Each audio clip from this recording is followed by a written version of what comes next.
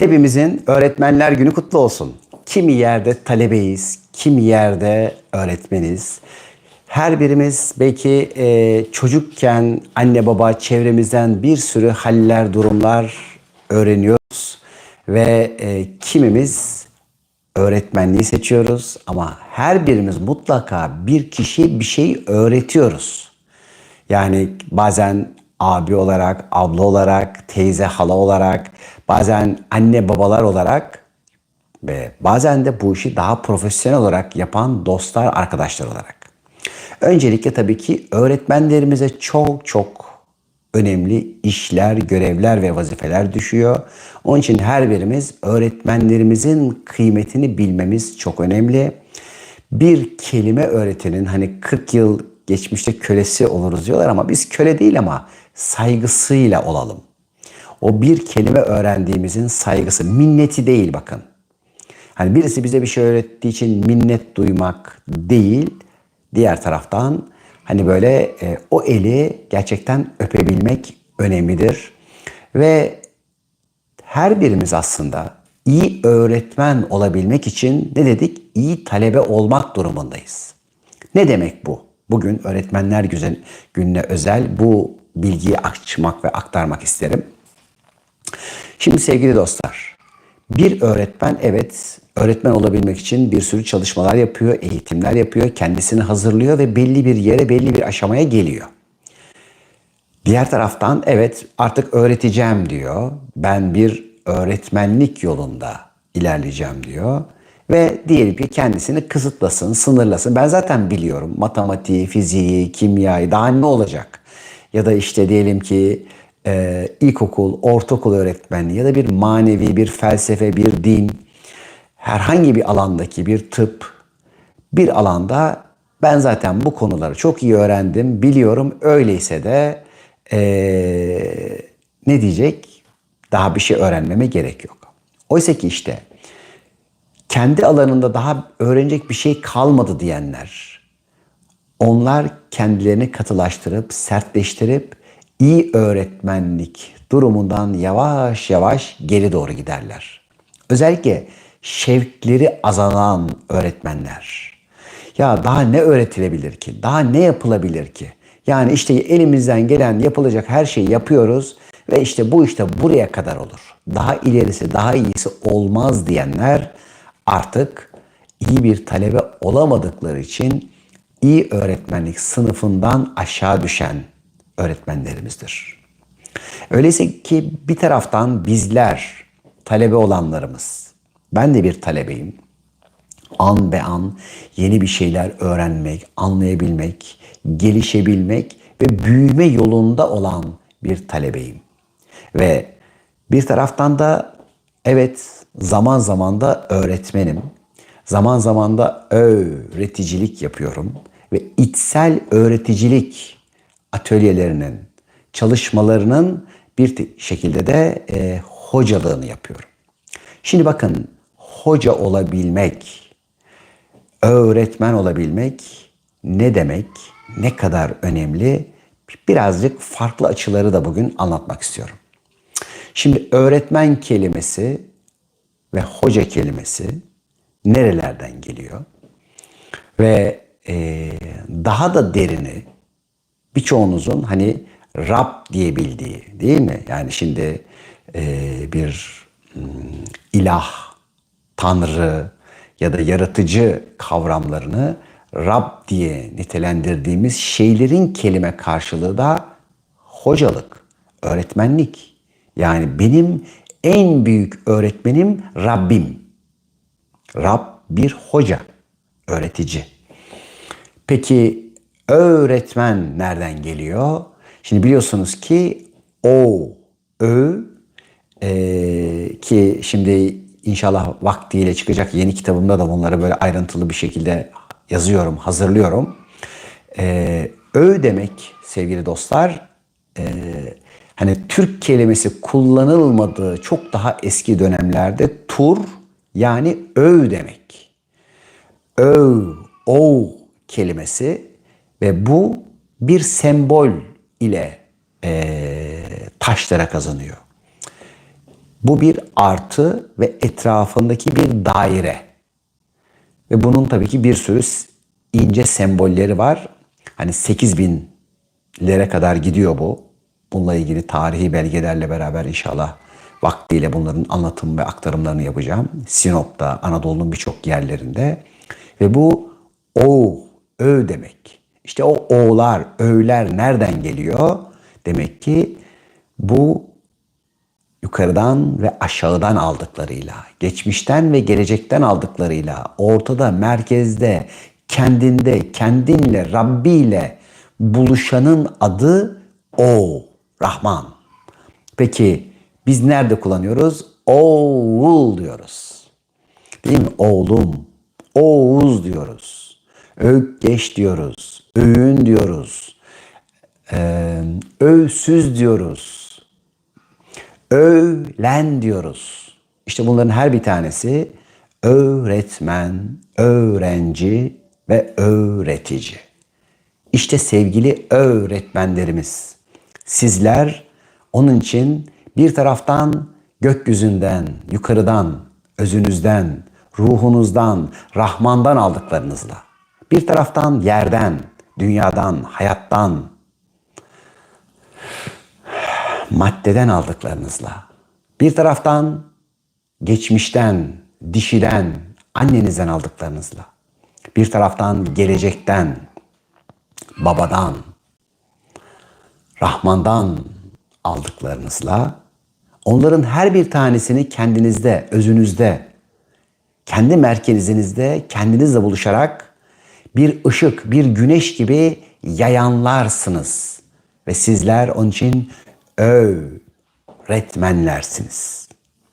Öğretmenlik bu kadar kutsal, bu kadar derin ve bu kadar da önemli bir meslek. Ve bunu bir de profesyonel olarak dediğimiz gibi yapan dostlarımız, arkadaşlarımız işte bu Oğuz'un, yani burada bir milliyet ya da hani bir ırk değil, bir kültürün aslında devamını anlatıyoruz, aktarıyoruz. Her biriniz onun için o artıları ya da daire içerisine alınmış olan artının bilgisini ve bilgeliğini, dengede olmanın, ruhunuzla maddenizi, yer ile göğü buluşturabilmenin bilgisini ve ilminizi özünüzden ve ruhunuzdan beslenerek yansıtmak üzere görevli olan varlıklarsınız sevgili öğretmenlerimiz.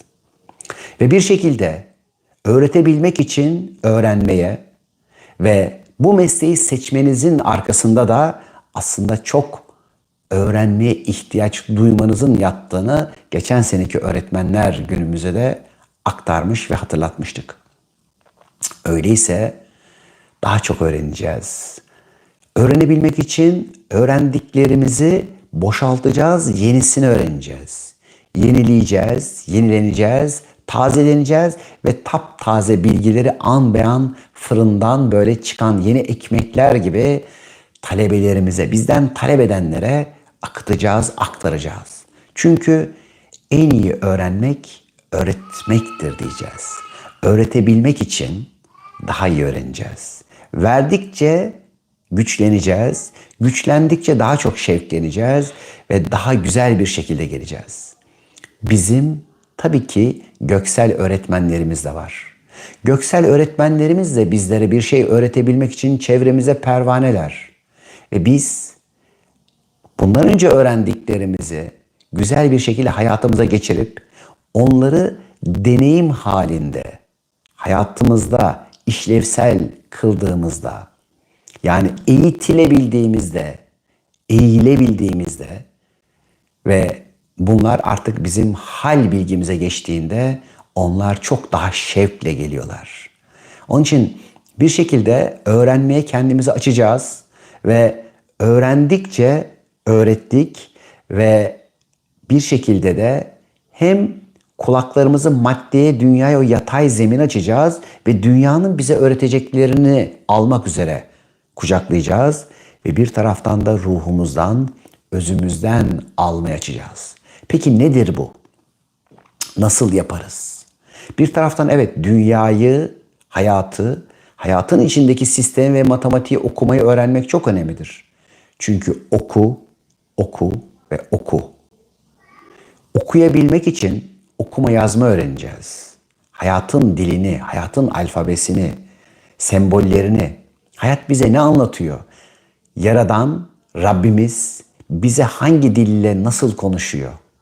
Ve onu okudukça, onun anlattıklarını öğrendikçe, ilahi rehberlerimizin ışığında öğrenen, talep ettiklerimizin sunulduğunda alabilen oldukça, o alabilme bizi bu sefer verebilmeye ve öğretebilmeye götürecek.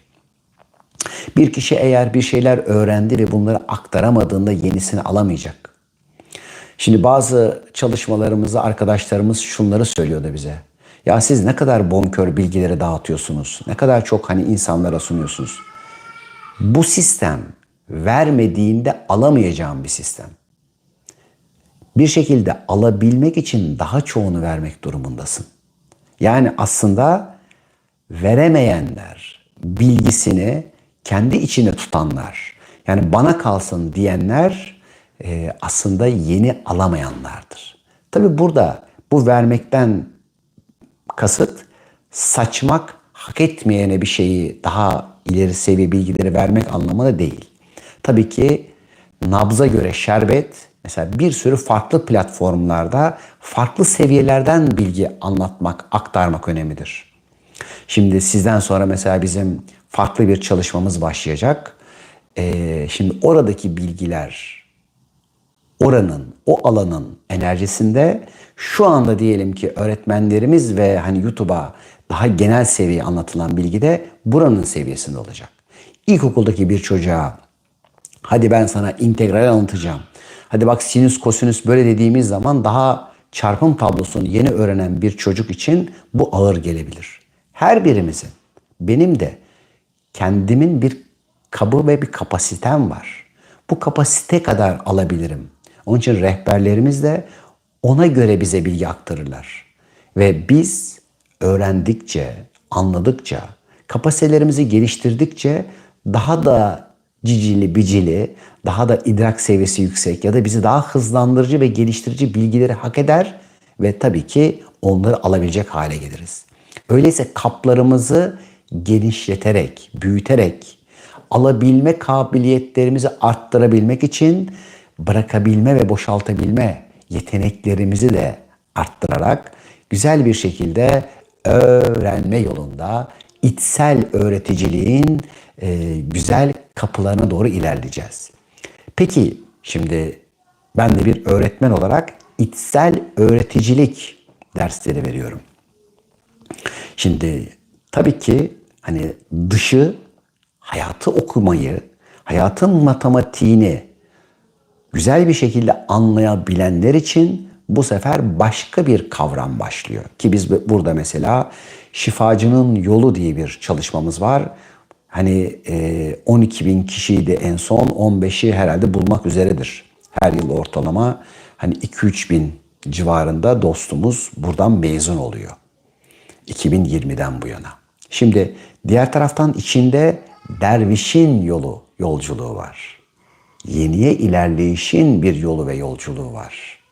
Ve bir bakıyorsunuz ki işte orada rüyaların rehberliğinde uyanış çalışmaları, bazen ileri şifa çalışmaları, bazen yuvaya, eve dönüş çalışmaları ve bunun ileri evreleri ve birçok farklı çalışmalarla bir yol açılıyor. Peki neden bunlar içsel öğreticilik? Çünkü içsel öğreticilik çalışmaları aslında bir şey öğretir. Ve bu bir şey çok önemli bir şeydir. Ya ne demek yani? Bu kadar hani atölyeler, bu kadar çalışmalar, bilmem neler, her bir tanesi ne anlatmak, ne öğretmek için? İşte bununla ilgili biliyorsunuz Şifacının Yolu'nun bir sınavı var. Dostlarımız, arkadaşlarımız giriyor. Evet önce bir sanki anaokulu gibi çok basit bir yerlerden başlıyor ama sabredebilen, eğilebilen. Bir bakıyorsunuz ki dervişin yolundan çok farklı bambaşka yer ve sistemlere doğru bir yola yolculuğa çıkıyor. Peki neden içsel öğreticilik? Neden işte diyelim ki hayatın matematiği gibi, eril dişil bilmem ne semboller dediği gibi dışsal değil de içsel bir şey? Çünkü her birimizin aslında içsel akışlarını içsel akışlar tetikleyerek açabiliyor. İşte orada bu sefer gönül dili okur yazar olarak hayatın bilgisini ve bilgeliğini içeride görerek ve hissederek bir yol ve yolculuk başlıyor. Peki dedik ya, ne öğretiyor? Ve bir şey öğretiyor dedik. Sadece eğriyi doğrudan ayırmayı öğretiyor. Ve bunu içinle yapmayı. Yani evet, önce zekanla, mantığınla, akıl dizgisi içinde aklını doğru kullanarak, ama diğer taraftan aklının kullandığı bilgiyi içinin bilgisiyle, içselinle buluşturarak artık gönlün ve için doğru ve eğriyi ayırt edecek bir hale geliyorsun. Peki bu o kadar önemli bir şey mi?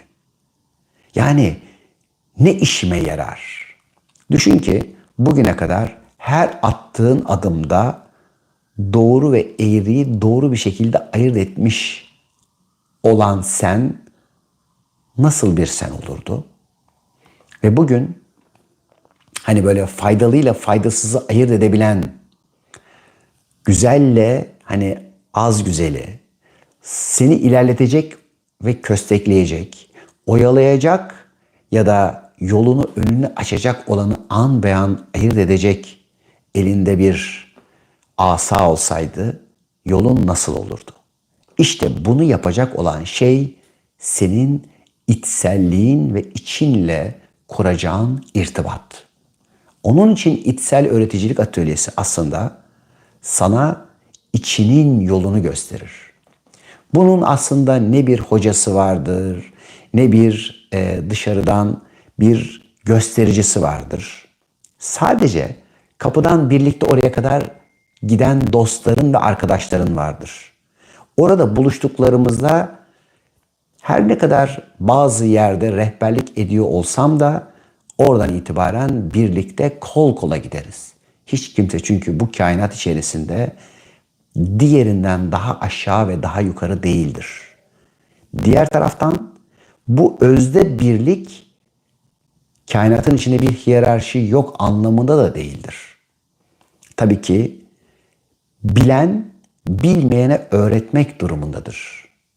Çok olan aza akmak durumundadır. Ama her çok olan bile bir üstün karşısında azdır. O üst olan da hiçbir zaman, yani o daha yukarıdan bir bilgi akıtan olan da varlık olarak diğerinden daha üstün değildir. Allah'ın yarattığı her birimizin o eşit ve bir olması, o özlerin deniz içinde bir damlacıklar olması, ama o bir damların bazen bataklıkta, bazen gölde, bazen derede, bazen içme suları ya da yeraltı sularında olmasını engellemez.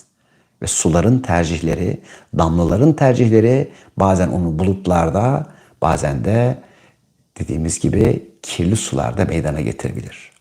Öyleyse her birimizin seçimleri farklı yerlerde olsak da her birimiz buluta, yani öze, dönüşe geçerken bir şekilde temizlenerek o bir buhar tanesi olarak bu sefer bulutun içinde yerimizi alırız.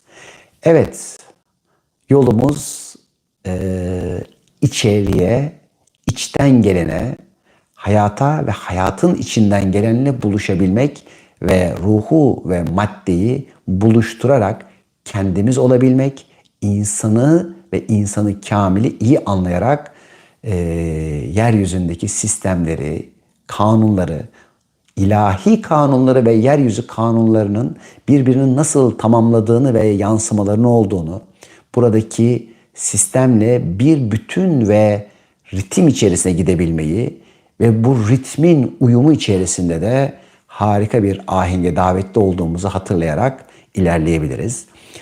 Ve birçok dostlarımız, arkadaşlarımız dediler ki Yani siz bir sürü yerlerde kamplar düzenliyorsunuz. Bir sürü yerlerde işte bir çalışmalar yapıyorsunuz. Ya İstanbul'da da yapsanız ve bizler sabah gitsek, akşam evimize dönsek. Hani böyle otel motel bilmem ne şeyleriyle de uğraşmasak.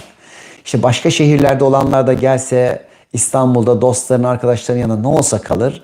Ve biz de sizlere İstanbul Mustafa Kemal Kültür Merkezi'nde bir kamp hazırladık. 18-19 Ocak'ta sabahtan akşama kadar konuşacağız, öğreneceğiz, öğreteceğiz, dans edeceğiz, müzik yapacağız, şarkılar söyleyeceğiz. Tabii ki hayatın, dünyanın, ruhun ve mananın da hakkını vererek birlikte ilerliyor olacağız. İnşallah güzelliklerle, tat ve lezzetle bu İstanbul kampımızda buluşuruz. Ve orada tabii ki işte bir sürü sizlere faydalı standlar olacak. Kiminiz orada stand kuracaksınız. Kendi ürettiğiniz, kendiniz için faydalı güzel şeyleri sunacaksınız. Kiminiz geleceksiniz belki yeni şeyler öğrenecek. Yeni dostlar, yeni arkadaşlıklarla seyirler, keşifler yapacaksınız. Ve bol bol güzel tatlar ve lezzetler alarak an be an şükür içerisinde harika bir buluş ve buluşmanın içerisinde olacaksınız. İnşallah vaktiyle buluşan olalım. Şimdilik hepinizi sevgiyle kucaklıyorum. Görüşme dileğiyle. Hoşça kalın dostlarımız.